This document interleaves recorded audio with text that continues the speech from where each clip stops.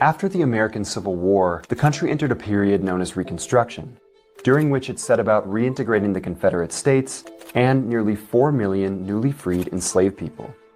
But African Americans were hardly given a foundation on which to build their new lives after the war. No reparations were paid to the formerly enslaved for what they and their families had endured for generations. Many had been told they'd be given a small plot of land to get started on, and while there were plans to allocate some land to the formerly enslaved after the war, such as Special Field Order No. 15, much of the land seized by Union forces or promised to African Americans was later given back to white Southern citizens, ex-slave owners, and to white Northern entrepreneurs. My name is Antonio. My page is Unapologetically Black ADOS on YouTube. I ask that you like and subscribe to the page and share this video so that we can get this message out. What I want to say to you today is that black excellence trumps white privilege, but we loses to white violence. And I say that because during the ending of slavery, which they call the Reconstruction period, you will see the consistent assistance the government has given to Europeans in order for them to get established, while at the same time simultaneously hindering black communities and allowing these white people to prey violently on the black community out of envy for our abilities to build productive civilizations. At the very same time that America refused to give the Negro any land, through an act of Congress, our government was giving away millions of acres of land in the West and the Midwest, which meant that it was willing to undergird its white peasants from Europe with an economic floor. As black people, I need us to understand that black excellence outperformed white privilege every time. This is why Europeans had to resort to violence and massacres of the black community.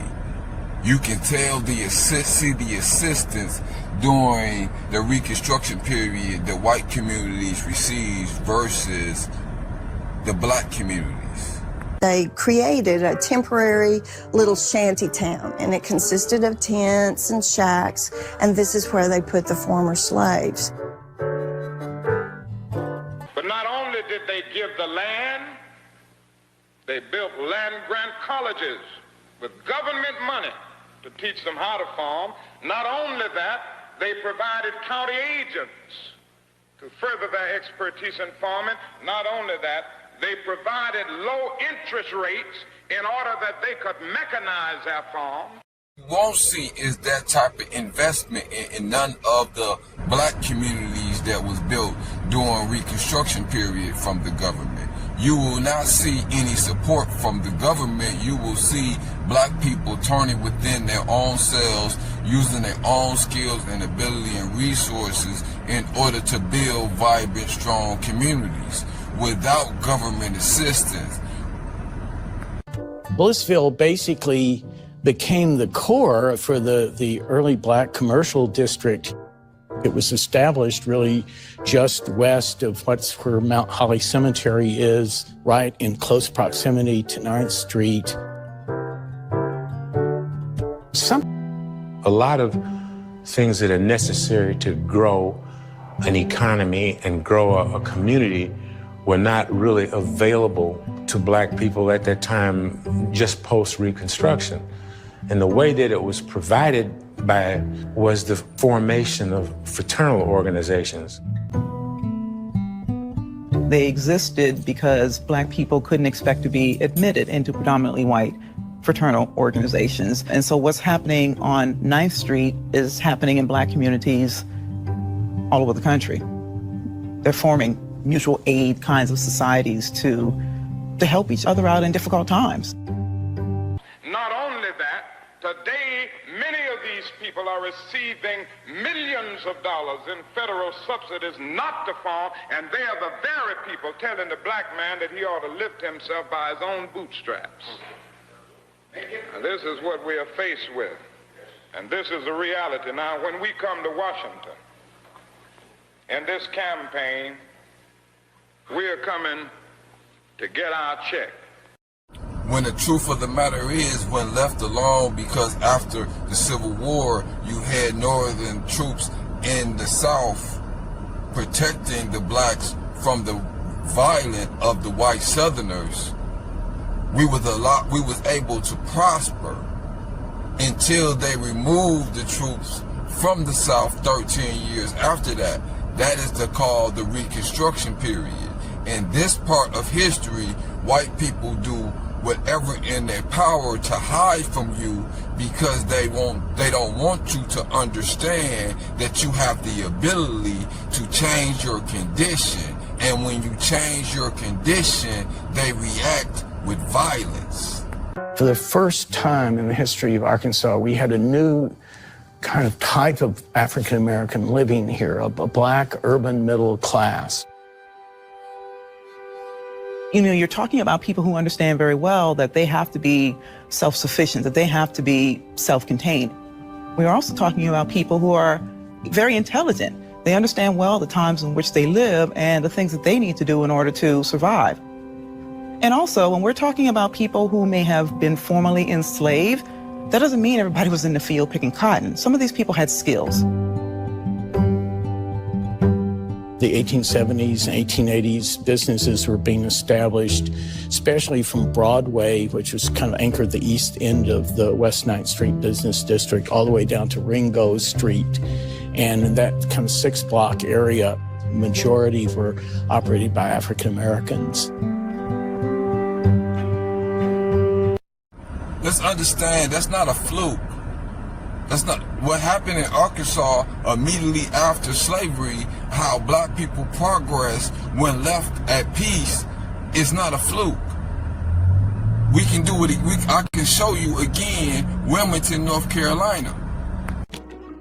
In the late 1800s, Wilmington, North Carolina was the state's largest city. It had a majority black population, and historians today describe it as a rarity in the post-Civil War American South. Wilmington, prior to November 1898, was what the New South could be at the cusp of the 20th century. There was an unusual degree of black prosperity.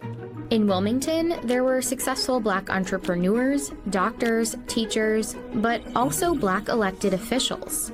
And for a time, that was true throughout the state. Take a look at the politicians on this poster of the 1889 North Carolina House of Representatives. Here at the bottom are black Republican representatives, some from Wilmington. North Carolina also sent 4 black Republicans to the U.S. Congress between 1875 and 1899. Hold on. One second. We continue to do that.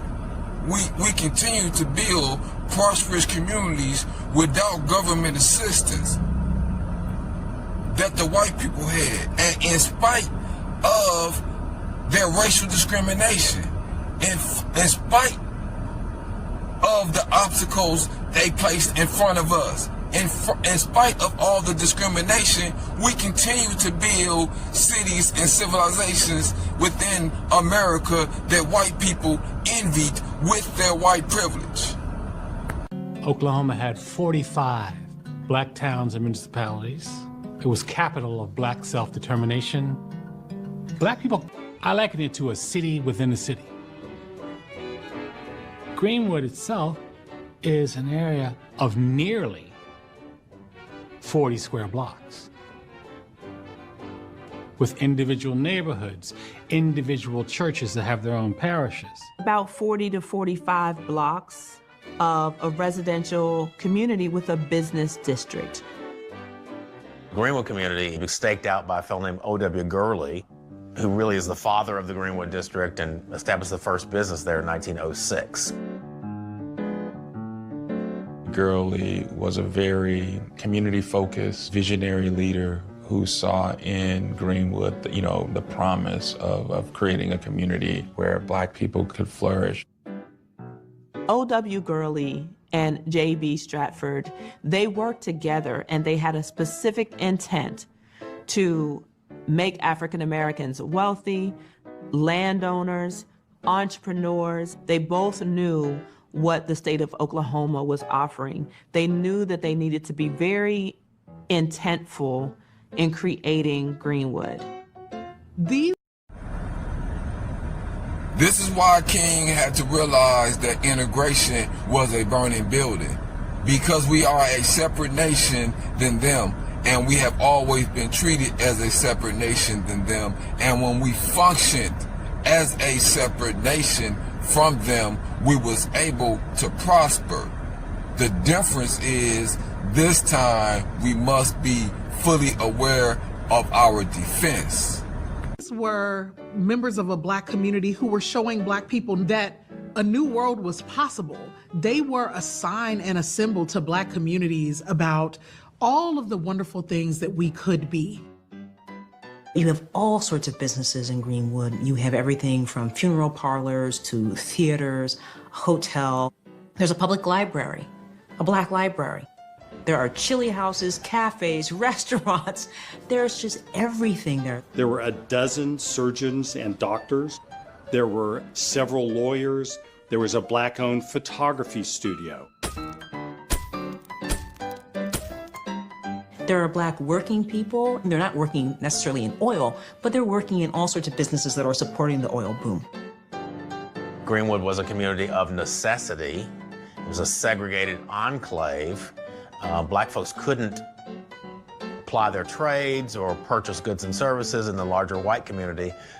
Not allowed to apply their goods, services, and trades to the white community. They applied their goods and services to their own community and built wealth within their own community. This is what the Europeans do not want you to understand, and why Black excellence will outshine white privilege. The issue is we lose to white violence.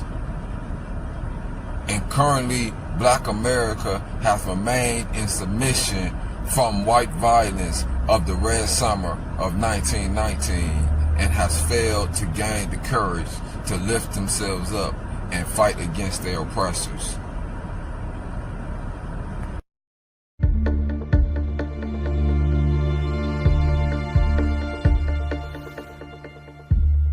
Each pin on this map marks the location of an attack on Black Americans and their communities from the Civil War into the 1900s.